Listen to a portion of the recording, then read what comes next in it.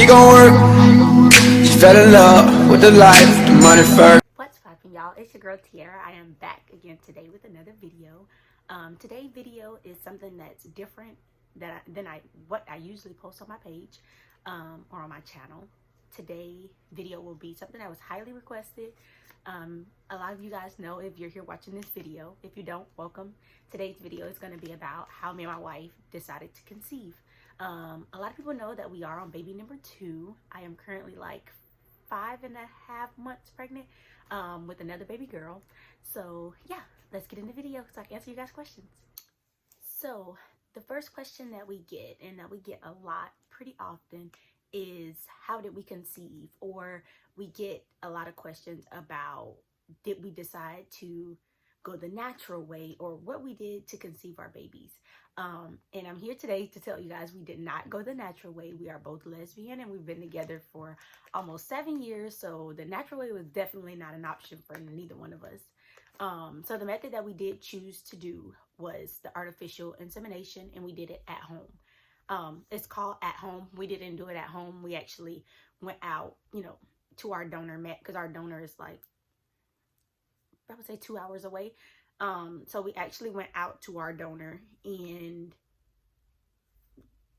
basically went like that. So yeah, that was the method that we chose. There's so many different methods out there. Like I said, the at-home insemination method is more of just at home. It don't have to be at your home. It's just what they call it, at-home insemination. However you decide to meet your donor, at a hotel, in a car, at your house, at his house. However you decide to do it, it's just called at-home insemination. You do have different methods. You have the IUI method, and that one is done more in a clinic, more in a doctor's office. Is where they use the little, I think it's a catheter. They use that and they put the sperm up in there or whatever, where it's closer to fertilizing the egg. On the other hand, you also have IVF, which is in vitro. And with in vitro, they actually, I believe, don't quote me, but I think it's when they actually fertilize the egg and then put it back in the woman. That way is much more expensive, thousands and thousands and thousands of dollars. So that definitely wasn't an option for us. We decided to go with the at-home insemination. So with the at-home insemination, the reason we decided to go with that route, because it was just much cheaper. The IUI was definitely an option for us. IUI roughly would probably, depending on where you at, we're in California, so the IUI would have roughly probably ran us like $4,000 each cycle, I would say, which can add up, especially if you have infertility issues or anything like that, which will be a completely different video. I won't talk much about infertility issues in this video, but if you do have infertility issues, the IUI method could be, it could be very expensive. So we decided not to go that route. We did go with the at-home insemination because it was free, depending on who you find as a donor. Like, we found our donor and he didn't charge. So with that, it saved us a whole bunch of money, because if you go with the sperm bank, you have to pay for the vials. And usually, like here in California, we went through a sperm bank, we went through a sperm bank, or we were looking at a sperm bank, and it was like roughly like $900 a vial, which is pretty expensive. Some people like to do like 2 tries per cycle. So if you need to try 2 times, that's already $1,800 on just the sperm alone, so we decided not to go that route. We actually found our donor. He was free. So price wise, I think we probably came out of pocket with $50-$60 maybe, and that was including gas and the items that we used to get pregnant, and how long it took, and all of that. So yeah, we decided to go that method because it was free. Like I said, with the IUI, it would have ran us roughly like $3,000 to $4,000 per cycle, per try or whatever, and we just decided that would have been too much money if it didn't work on the first try. So that was an X. And IVF was definitely not an issue, like not an issue, but IVF was definitely not a choice for us, because IVF is more for people who know they have infertility issues and they have tried for months and months and months, or years and years and years, and didn't get a good outcome, so then you go the IVF route. But since we didn't have any issues, or that we didn't know of, we decided to go the IUI route. So with the method that we decided to go with the IUI, The things that we mainly needed, which I won't go too much into detail in this video, probably another video once I get more questions, we'll go more in depth. But the items that we used for my first daughter was, you know, because it was our first time trying, it was based off just a little bit of research that I had off the internet, you know, going off what friends told me or other people told me, you know. So the things that we actually paid for were like, it's a lube, sperm, supposed to be sperm friendly lube, and we used that. I won't say what brand in this video just because the video isn't sponsored and I don't want any issues with that, but you guys can research and see your own, and if you decide to use it. But we use the sperm friendly lube. We use the soft cup method. Soft cups are just like these little discs. They're like these little discs that the donor can like donate straight into, basically like jack off and go straight into the cup. And then it's like these little plastic pieces. Let me see. I'm gonna open one to show you guys. It's like these. They look disgusting, but yeah, it's these little rings, and they have like this little piece here. So it's like the donor goes straight into the cup, and then the sperm usually sit like, you know, it's not a lot of sperm per time they jack off, so it's like it sits more at the bottom, and then when you go to put the cup in, you don't feel it, because I know a lot of people's gonna ask that question. You don't feel it. If it's incorrectly, you won't. So it's like really easy, really easy to bend. So when you go to use the cup, you just bend it and you swoop it in there, and then you'll feel your cervix under this part. And what we did was just, once we put it in, you know, we rubbed it up more against the cervix, you know, so the sperm can be more around the cervix. But this cup actually, ooh, the lighting is horrible, y'all. I'm gonna stop and fix that. Okay, I'm back. Sorry about that bad lighting. I'm not gonna crop it out because, like I said, we're on crunch time. Baby is sleeping. I apologize. But back to this cup. Yeah, once you go into the cup and you put it in, you squeeze it, put it in, you'll feel your cervix, because of course, well, I wouldn't say of course you guys know, but if you guys don't know, your cervix is like a little, it feels like a knob or like a ball or something back inside of your vagina. So once you get that in there, you'll be able to feel your cervix in the bottom. And I just basically just rubbed it on, like rubbed it up against the cervix so the sperm can get where it need to be. But this little circle part, it wraps around the cervix, so everything stays in the cup. And yeah, that's basically how we went about using these. You do have other methods, so, but we decided to go with this one for my daughter, or my first. So your second option is going to be the syringe method. Most older people call it the turkey baster or turkey something method. And that's, a lot of people think like it's this big old syringe and something that you use for the turkey with a needle on the end, and that's not what it is.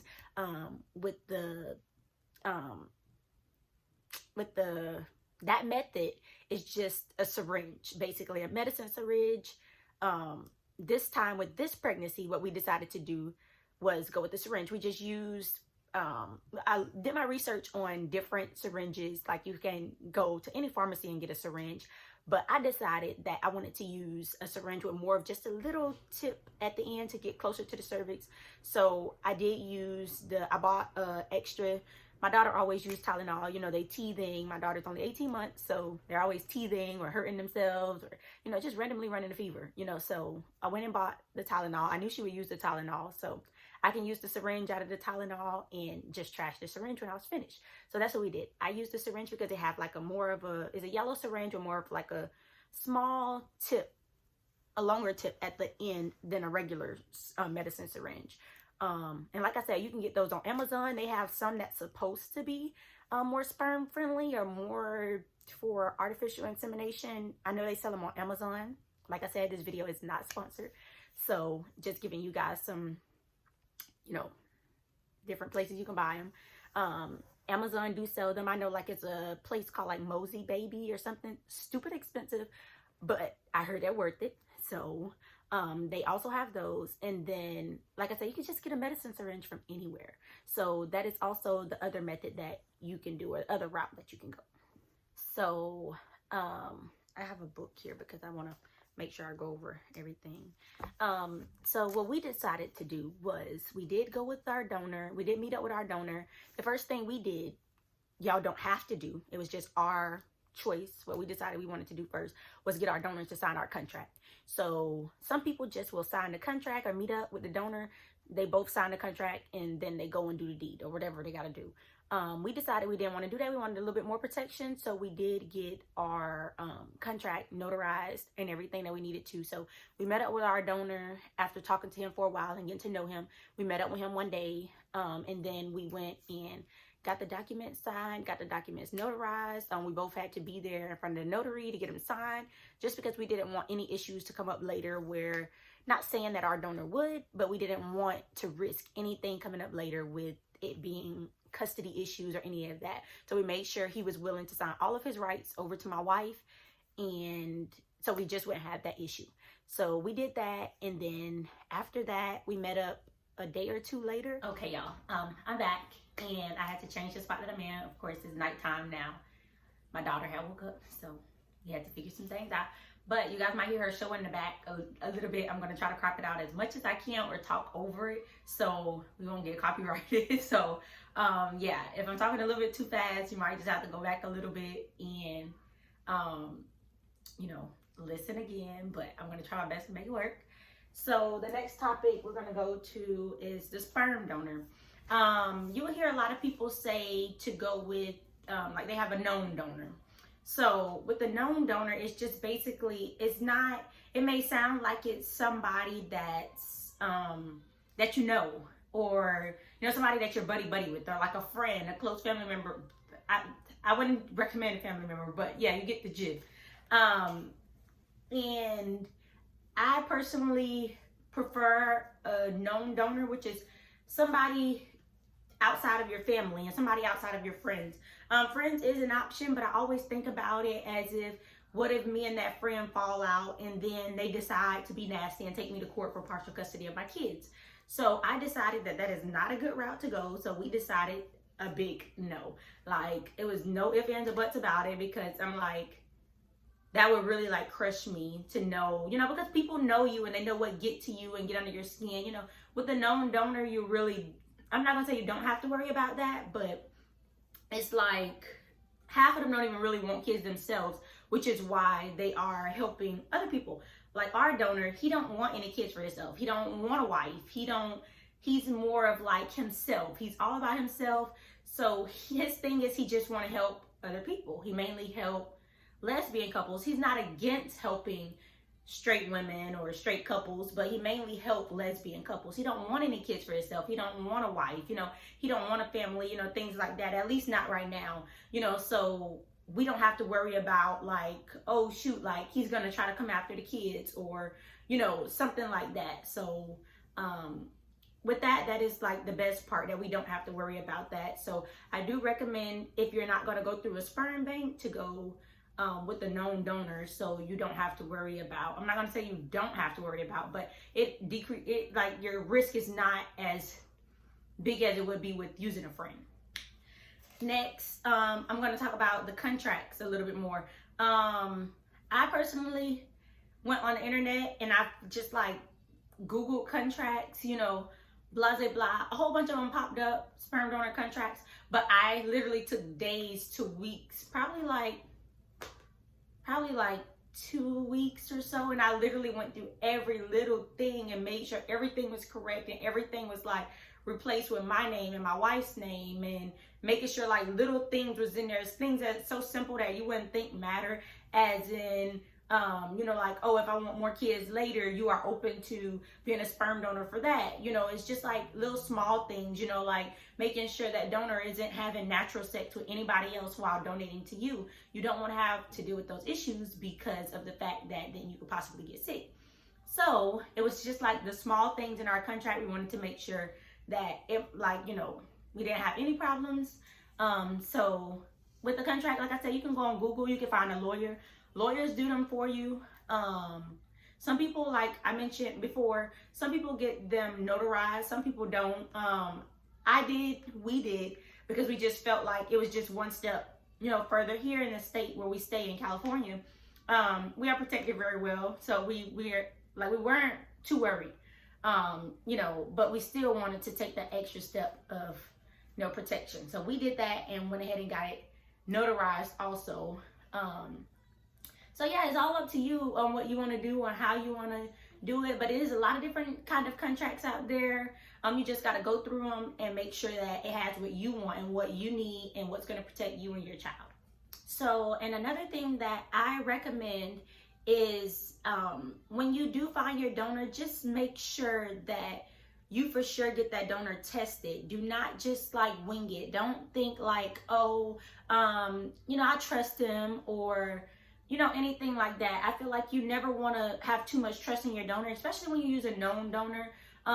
You don't want to have too much trust in them. You want to make sure that they get tested. Some donors will require for you to pay for it, which we didn't mind paying for it. Just because we wanted to make sure that I wasn't going to get sick in any way, that I could possibly pass it on to my wife or to the kids, you know, anything like that. So we did pay for our donor to be tested. And if you want to do that, then, you know, that I feel like that is the best way to go about it. Some people don't, and, you know, hopefully it'll work out for the best with them. So yeah, that's just another thing I would recommend, is making sure you get the donor tested if you want to be safe. And the next thing that I want to talk about is tracking. That is like the biggest part on trying to get pregnant. Of course, you need a sperm donor and you need sperm that's going to work for you. But my biggest thing is, I always tell people, like, everybody always asks me like, how you did it, or, you know, like, how did you get it to work on the first try? Because with this baby, it worked on the first try. With my daughter, it took 6 months. But like I said before, we were fresh into it. We didn't know much. We were still like, we were just winging it. Like, we were going off the internet search and what our donor knew. So it wasn't much information that we had already knew. So it did take us a little bit longer with my oldest daughter. And with this pregnancy, it only took us 1 month. We got pregnant on the first try. Sorry about her in the background. We got pregnant on the first try with this baby, and my biggest thing was tracking. I personally used the more expensive ovulation test, which was the Clear Blue Digital Advance, which in this video is not sponsored by them either. But I did use that brand, and it's the ones that have like the solid smiley and the flashing smiley or whatever. Have 3 different kinds. So we use those because it tell you your lowest, your medium, and your high, like when it's go time. And I didn't rely just on those. I did have a second backup that I used at the same time every day. I would use the Clear Blue Advance. I would also use digital strips. I just got some like cheap digital strips from Amazon, not sponsored again. But I just, whichever ones I found that work. These are called Easy at Home, and they work perfectly fine for me. It's a lot of different brands that I've tried out there, and the strips honestly all work the same to me. So yeah, I use those, and I use the Clear Blue Digital Ovulation Test, and they work perfect for me. I did get pregnant on the first try. With the lube, as I mentioned and earlier in the video, I personally don't recommend lube, but that's just for me. It might work different for some other people. When I was trying with my daughter, the oldest one, we tried for the first 5 months using that lube, and with no success. And then we stopped using it. On the month that we did not use it, we did get pregnant. So I just this time I decided not to use it. I decided to just go without, and got pregnant on the first try.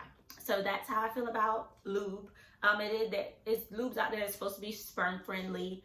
Just make sure you read the ingredients and everything on the back. And yeah. Another thing that I want to mention about the ovulation test.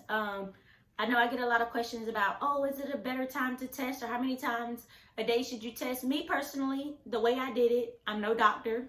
Disclaimer, I should have said that at the beginning of the video. I am no doctor, so I'm just giving you guys a little information on how it worked for me. So the ovulation test, I decided to, with my Clear Blue was my main test. So what I did was, when it was the open smiley with nothing in it, I knew that mean it was really low. I didn't need to do anything else. I still use both the strip and the digital to make sure. They were like neck and neck. But when it was open circle, I didn't do anything. I only test once a day. When I got the flashing smiley, which is the in the middle, I started testing twice a day, one in the morning and one more in the evening before bath, like 6 or 7 o'clock. Because your ovulation can change literally just like that. 1 minute you can have not positive, and the next minute you can have a positive. So when it started giving me that flashy, I decided to do it twice a day. And I usually get that flashing for like 3 days, I would say. So that within those 3 days, I would test more. And that's how I did it with my oldest daughter. This time I used the same thing, and what I did was 3 times a day. I did it more morning, afternoon, and evening. But I pretty much knew my body already. I knew if I didn't get that positive that morning, I wouldn't get it during that, like in the afternoon or at nighttime. I knew it would most likely be that next morning. Alrighty, y'all. So with this one, sorry, I'm looking at the book again. I just want to make sure I give you guys all of the information and answer all of the questions that you guys were asking about. So with this one, I'm going to talk about the insemination process, how it went and what we did on the day of insemination. So since our contract was already signed, he was already tested, I already had all his results, I already had everything that I needed from him. He had everything that he really didn't need anything from us, but yeah, he really didn't need anything else from us, but we had everything that we needed, so it was go time. All right, y'all, this is the last little bit. You might hear my daughter in the back because she started to get anxious and she's ready to get up. She was eating her dinner. So let's get the last part done, which is going to be the insemination, the day of insemination. It was pretty smooth for us because we had already got everything done. Got him tested. We already got the contract signed. We already did all of that. We already got to know him. So it was like super, sorry about that. It was already like, it was just super smooth because everything was already done. So we drove up to his home, and he lived like 2 hours away from us. So, once we got up there, it was super smooth. We got there and let him know like, hey, we're here. And he was like, okay, he already had the cups because we had gave him the cups when we had met him a few days ago. So, he had already had the cups, and then we'll text him and let him know that we're here. And then he'll go in the bathroom and do the deed, whatever he have to do, and make sure it goes in the cup. And then he'll let us know like, hey, I'm done, come in. And literally we were parked right in the driveway. Sorry, y'all. We were right in the driveway, so it was literally like a 30-minute walk to go in and get the cup. What he did was, for us, was when we got there, he just wanted us to have our privacy, so he would leave. He had the room set up for us and everything already. So he would pass me the cup, or pass us the cup, one of us the cup. We would go in, I'd go in the bathroom, and I'll go in the bathroom, and the cup, well, when I was using the lube, I would put the lube in. So when I was using the lube, I would go in, put the lube in, then I would go ahead and slide the cup in or whatever. When I wasn't using the lube, the times that I didn't use the lube, I would go in, just slide the cup in, and then when I finished, wash my hands and everything. Then I go back in the room where my wife was. Like I said, he already had the room set up for us and everything. My wife would be waiting on me in the room. If you are doing an artificial insemination, they highly recommend that you have a big O, which I'm not going to say the word because YouTube is crazy about all of that stuff. But we had the big O. However you decide to do it, with toys, help from your partner, whatever, however you decide to do that, just make sure you get it done. After we did the big O, we lay there for 30 minutes. I did do the hip elevation. So make sure I put a couple pillows under my hips. So we did do the hip elevation. It's supposed to help the sperm like travel a little bit faster or whatever. I don't know. It was recommended to me, and I just always did it to help. So I did do that, and when we left there, I did ride with my hips elevated in the car. I just rode in the back seat. Still put my pillows, I took my own pillows. So I still put them back under my hips and just laid there while we drove home. Once we got home, I did have another big O. I don't know. I just really wanted to work on that try, and that's what I did. Both tries that it worked with my last try on my oldest daughter, and this time, that is what we did. Did it again once we got home, had another big O, and it worked for us. So with the soft cup also, it recommends on the box that you can leave the soft cup in for up to 12 hours. So I did exactly that. I left the soft cup in for 12 hours, no longer. Sometimes I think I think one of the, like this, because you go 2 days in a row. That's what we did. We went 2 days back to back. So each day we did the exact same thing. And the second day, I would only leave it in for probably like 10 hours. Even if it rolled into like the middle of the night, I would set an alarm to wake up so I knew I was not going over my 12 hours, because then it could cause other issues, you know, possibly like infections and all of that you don't want. So I made sure that even if I had to set an alarm, I did that to make sure I got that soft cup out in time. So, and I also want to say, I say so a lot. I apologize. I say so and a lot.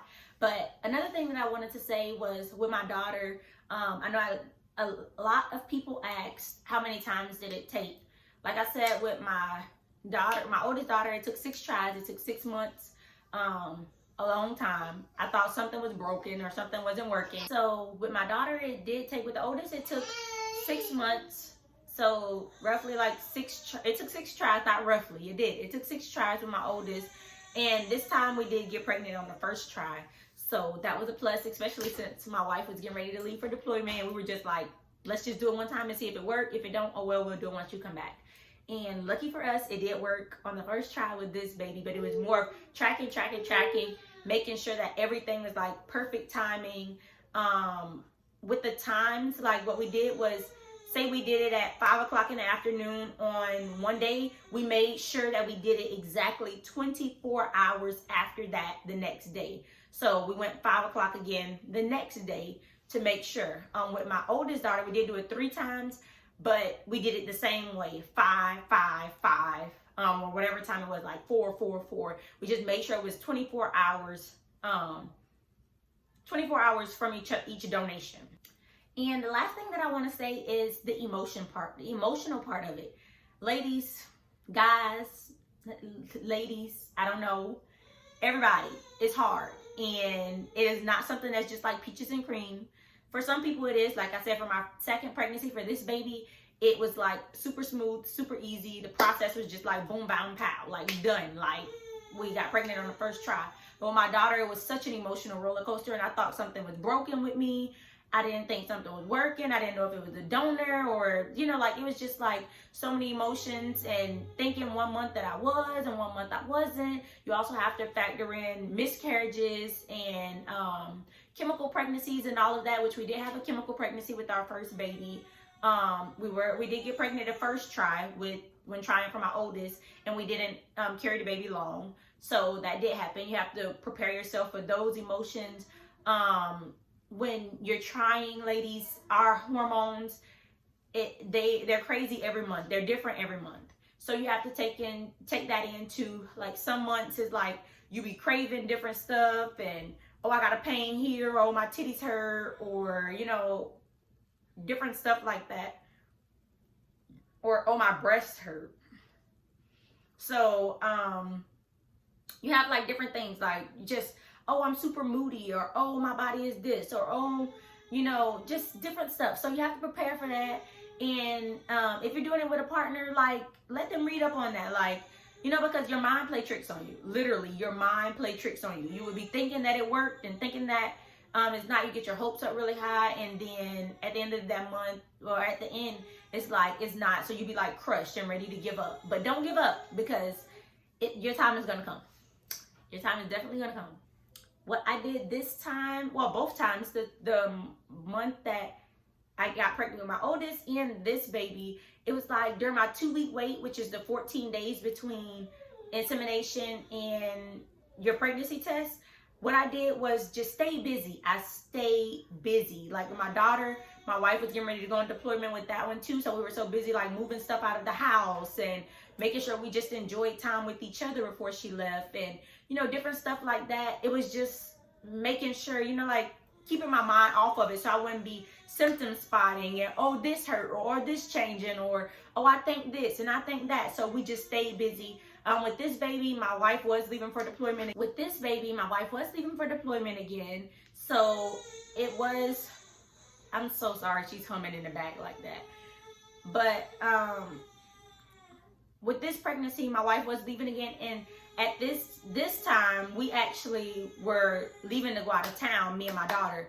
So it was much easier because we were out of town. Like, my mind was off of it. I was focused on traveling and make sure I had everything with us and everything packed to go and, you know, all of that. So it was like this time I wouldn't even remember, just like last time with my daughter. It was just this time my daughter was so clingy and putting her head under my dress, just all different kind of things that gave me signs that they say is old wives' tales, but worked for me this time. Yeah, I was so busy this time that if it wasn't for my daughter like showing me different things, I wouldn't have even remembered that, oh shoot, I need a test, you know, just because my mind was not on it this time. I was like, I'm just gonna wing it. If it happened, it happened. If it don't, it don't. And by the grace of God, it did happen for us. So I just want to say, I'm saying all of that to say, stay positive. It's gonna happen. Your time is gonna come. You know, I know it's hard seeing it happen for other women, and it seems like it's not happening for you, but you just gotta stay positive. And if it don't work, you have other options. Like I said at the beginning, you have IUI, you have IVF, and I will make another video on like different signs of infertility issues and stuff like that, other ways you can boost your fertility, you know, stuff like that. I will make another video on that kind of stuff, but in the meantime, just stay positive, ladies, and I hope this video helped all of you guys, and make babies, more babies, a lot of babies. Bye, y'all.